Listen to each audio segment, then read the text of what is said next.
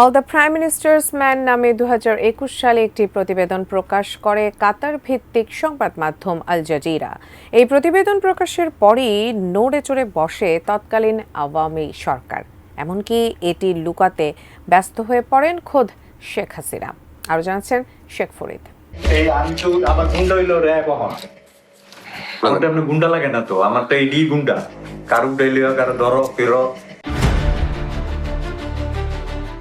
সাবেক সেনাপ্রধান আজিজ আহমেদ, তার পরিবার ও অন্যান্য সদস্যদের নিয়ে 2021 সালে একটি প্রতিবেদন প্রকাশ করে Al Jazeera. All the prime minister's men নামের ওই ভিডিও প্রতিবেদনে উঠে আসে কিভাবে রাষ্ট্রীয় বাহিনীকে ব্যবহার করে প্রতিদ্বন্দ্বীকে অপহরণ এবং অবৈধভাবে কোটি কোটি টাকা ঘুষ নিয়েছেন তারা। শেখ হাসিনার ছত্রছায়ায় কিভাবে দুর্নীতি হচ্ছিল, মূলত সেটি তুলে ধরা হয়েছিল।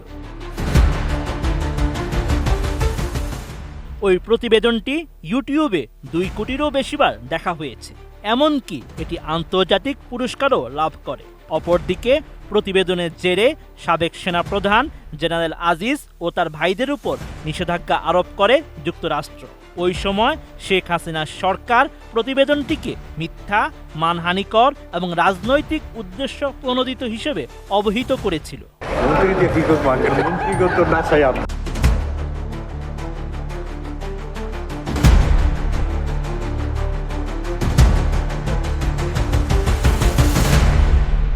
এছাড়া এই প্রতিবেদন প্রকাশের কোয়ালিটি সম্পন্ন আন্তর্জাতিক মানের still bar CSRM committed for better still পর তথ্য ফাঁসকারী জুলকারনাইন সাইর খানের ভাইকে লোহার রড দিয়ে পেটানো হয়।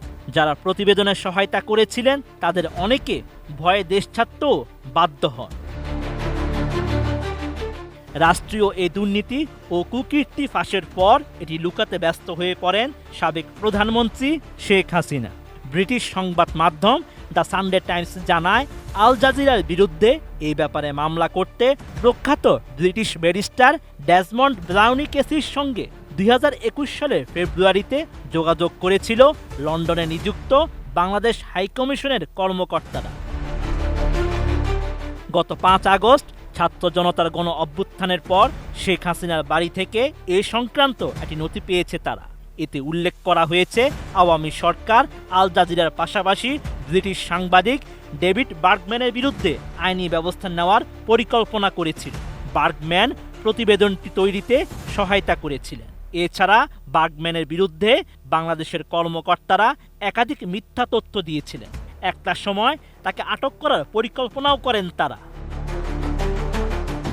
সানডে টাইমস আরও জানায়, শেখ হাসিনার প্রতিনিধিরা আইনজীবী ক্লার্ক উইলিয়ামসের কাছে দাবি করেন প্রতিবেদনে অনেক অপূর্ণ তথ্য রয়েছে, এর ফলে এটি শেখ হাসিনার মান সম্মানকে ক্ষুণ্ণ করেছে। তবে যুক্তরাজ্যের আদালতে মামলা করতে চাইলেও শেখ হাসিনার সরকার এটি আর করেনি। এর বদলে ইউটিউব, ফেসবুককে ভিডিও প্রতিবেদনটি সরিয়ে নিতে চাপ দেয় তারা, কিন্তু ইউটিউব, ফেসবুক কেউই এতে কর্ণপাত করেনি। যদিও বাংলাদেশের হাইকোর্ট এই প্রতিবেদন সরাতে শেখ হাসিনার পক্ষে রায় দিয়েছিল, তা সত্ত্বেও ভিডিওটি রয়ে যায়। Sheikh Farid, ATN news.